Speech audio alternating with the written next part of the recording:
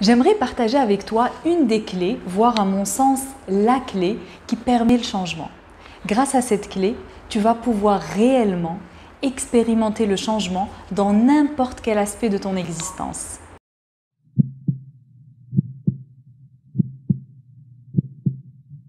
Réveille-toi. Audio Jungle.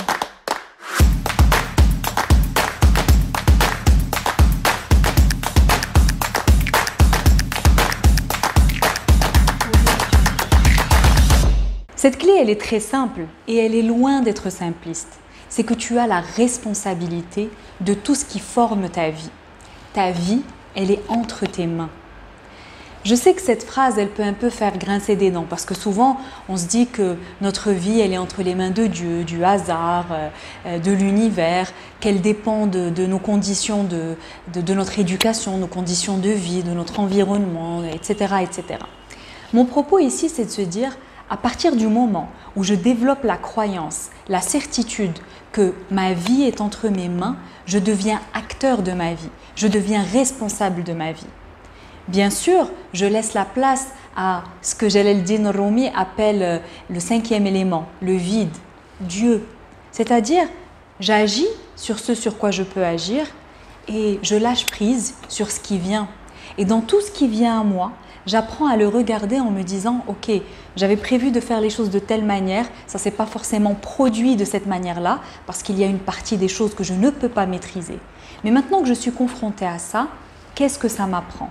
Comment est-ce que je peux faire pour reprendre les choses en main et continuer sur mon chemin ?» L'idée, elle est là. C'est de se dire finalement, à partir du moment où je deviens responsable, je deviens acteur de ma vie. Je ne suis pas là à attendre une intervention divine, je ne suis pas là à attendre que les autres fassent à ma place, mais je suis réellement dans l'action, dans le mouvement. Dans la culture marocaine d'ailleurs, même notre langage en fait, il traduit ce côté un peu où je me déresponsabilise de ma vie. On dit que le train ne m'a pas attendu, on dit que le temps a filé. C'est-à-dire qu'au lieu de dire finalement c'est moi qui ne me suis pas organisée à temps pour pouvoir arriver et prendre le train, c'est moi qui n'ai pas fait attention à la montre et du coup je suis arrivée en retard, on va toujours, même dans notre manière de l'exprimer, venir finalement rendre l'autre responsable. Alors concrètement, je partage avec toi 3 leviers qui vont t'aider à reprendre ta vie entre tes mains. Première chose, sors de ta zone de confort. Je sais que c'est un mot qu'on entend beaucoup, zone de confort par-ci, par-là, c'est un mot qui est largement répandu et qui fait assez cliché. Le point ici, c'est de se dire que tu ne peux pas évoluer sans challenge. Tu as besoin de te challenger, tu as besoin de sortir de cette zone de confort, d'aller traverser cette zone d'apprentissage pour arriver à la zone de grandeur. Personnellement, c'est cette deuxième zone d'apprentissage que j'adore, ce sentiment vraiment d'apprendre au quotidien, d'évoluer, d'avancer. Et c'est la seule manière que tu as de pouvoir agrandir ta capacité d'être. Deuxième chose, prends des décisions. L'indécision, je crois que c'est un ennemi qu'on a pratiquement tous à vaincre. Parce qu'on est toujours là, quand on est face à une décision, à se dire « il ne faut pas que je me trompe, il faut que je prenne la bonne décision ». Je pense que l'idée, et puis je le partageais il y a quelques jours avec une très très belle personne que j'ai eu la chance de rencontrer, je lui disais que finalement, peu importe la décision, à un moment donné, quand on a pris le temps de peser les pour et les contre, qu'on a pris le temps de vraiment bien explorer ces décisions potentielles, peu importe la décision qu'on prend, le plus important, c'est que tu prennes la décision et que tu fasses en sorte que ce soit la bonne décision. Comme dit Napoléon Hill, un esprit décidé fait naître un pouvoir extraordinaire. Bon, je ne sais pas si c'est exactement ça les termes qu'il a utilisés, mais l'idée est là. C'est quand je prends les décisions, je peux faire naître quelque chose à l'intérieur de moi. C'est l'indécision qui m'empêche d'avancer finalement, qui me fait rester un peu en sidération et faire du surplace. Troisième clé, fais de la place dans ta vie à ce que j'appelle la technique des exceptions. C'est-à-dire, tu te fixes un objectif, observe quels sont les moments où tu es le plus proche de cet objectif.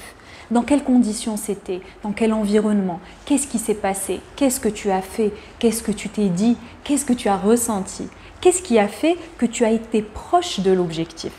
En faisant ça, qu'est-ce que tu es en train de faire? Tu es en train de pousser ton cerveau à focaliser sur les bons coups, à lui permettre de prendre conscience de quelle est finalement la stratégie la plus efficace pour que tu puisses atteindre ton objectif. C'est d'ailleurs quelque chose qu'on peut beaucoup utiliser dans les relations, quelles qu'elles soient, amicales, familiales, dans la gestion d'un enfant difficile par exemple. C'est de venir se dire, ok, aujourd'hui ce que je recherche, c'est d'avoir des relations un peu plus apaisées dans cette famille ou avec cet enfant, etc. Donc au lieu de se dire, bah, j'y arrive pas, ça fonctionne toujours pas, c'est d'aller regarder quels sont les moments où ça fonctionne. Et quand je trouve ce moment-là, que j'aille regarder qu'est-ce qui a fait que ça a fonctionné. Et donc de cette manière-là, je peux venir reproduire les choses qui sont efficaces et je ne vais plus être focalisée que sur ce qui me reste pour atteindre l'objectif, mais à l'inverse, j'apprends à comprendre qu'est-ce qui fait que je me rapproche de l'objectif. Et je peux finalement améliorer ma stratégie au fur et à mesure. Souvent, ce qui fait que tu n'arrives pas vraiment à prendre ta vie entre tes mains, que tu n'arrives pas réellement à prendre la responsabilité de ta vie, c'est que tu as peur de prendre des risques. Alors j'aimerais te laisser avec ce texte d'Albert Cocoz sur la prise de risque que je vais te lire et qui dit « Prendre des risques, c'est s'exposer à une possibilité de perdre. Rire, c'est prendre le risque de paraître stupide. Pleurer, c'est prendre le risque de paraître sentimental. Aller vers l'autre, c'est prendre le risque d'un engagement.